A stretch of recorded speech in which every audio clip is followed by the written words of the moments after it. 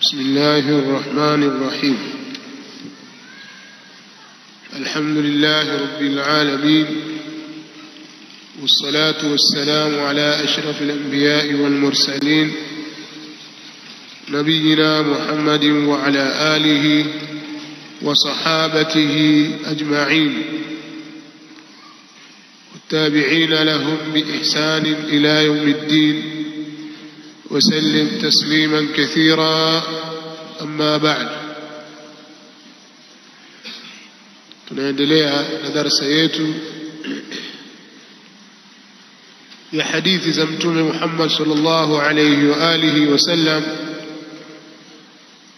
kupitia kitabu Umdatul Ahkam min kalami khairil anami mimma اتفق عليه الشيخان. جاء الإمام الحافظ أبو محمد عبد الغني ابن عبد الواحد ابن علي ابن سرور الجماعلي المقدسي رحمه الله تعالى. na leo tumefika katika kitabu nikah, kwa maana ya kwamba tuko mwishoni mwa kitabu hiki, kwa sababu baada ya kitabu nikah kuna kitabu at-talaq na kuna kitabu al-li'an. itakuwa kitabu Umdatul Ahkam kimekwisha,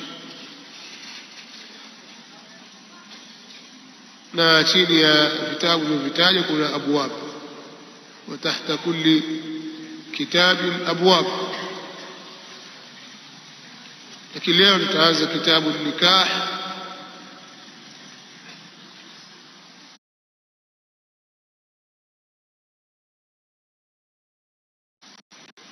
kitabu muhimu sana.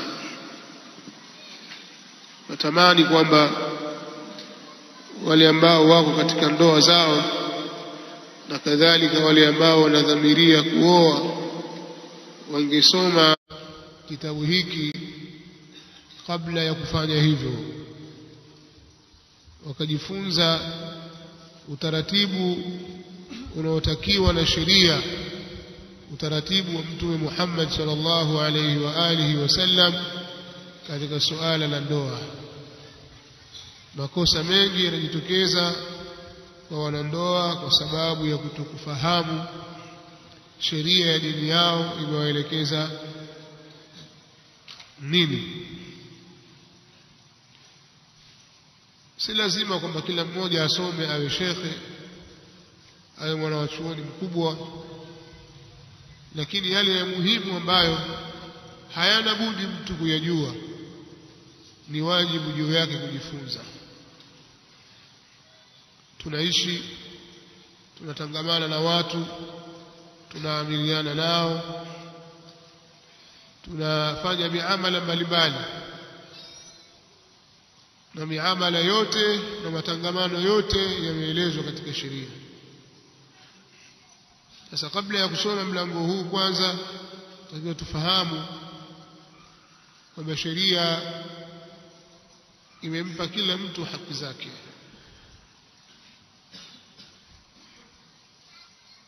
Katika ndoa mume ana haki ambazo zinamwajibikia mke kuzitimiza, kumtimizia mumewe.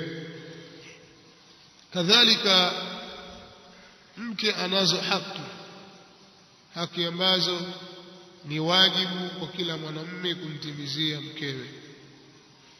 Kama huzijui, ina maana hutatekeleza haki zako au hutamtekelezea mwenzako haki zake, na kutokutekeleza haki ya mwenzako ni dhulma.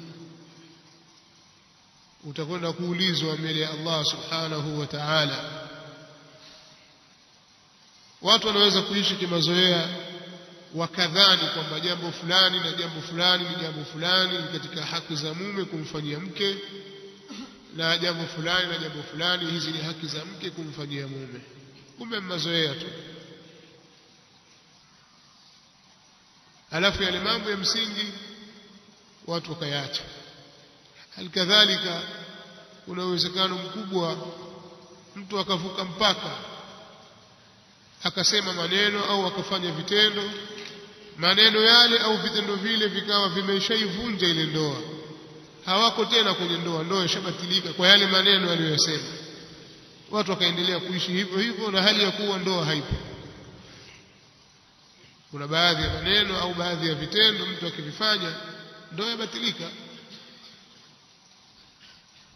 hakuna ndoa hapo.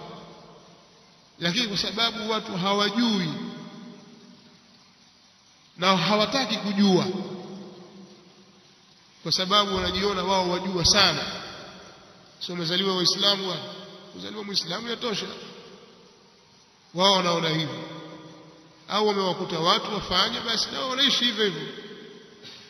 Ndoa zimevurugika bila wao kujua, kwa sababu ya ujinga wao, lakini wanaendelea kuishi tu na kuzaana tu, wanazalishana na kuzaa watoto na hali ya kuwa wao hawako katika ndoa siku nyingi.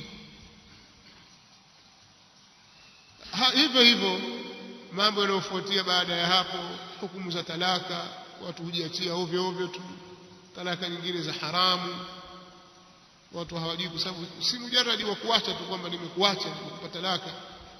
Wakati mwingine haramu kufanya hivyo, lakini watu hawajui hilo na wafanya. Sasa huo ni mtihani mkubwa sana. Maadamu wewe wataka ndoa ya Kiislamu na mathalan umetafuta shekhe akuozeshe, ima ni nyumbani kwako au msikitini au wapi, lakini ukataka utaratibu wa Kiislamu ufuate, basi fuata utaratibu mwanzo mpaka mwisho, na si vinginevyo. Sitaki kuchanganya vinginevyo. Kama utaki mambo ya Uislamu, nenda bomani, nenda mahakamani, kaozeshwe huko mtaani na jamaa zako. Usifuate mambo ya sheria, muishi mnavyotaka wenyewe.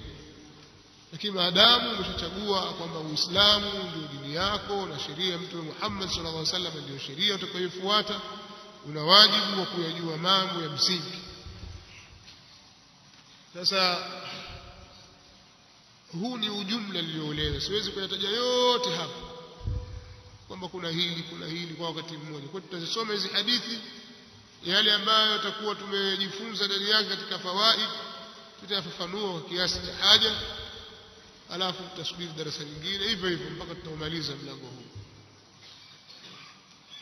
insha Allah.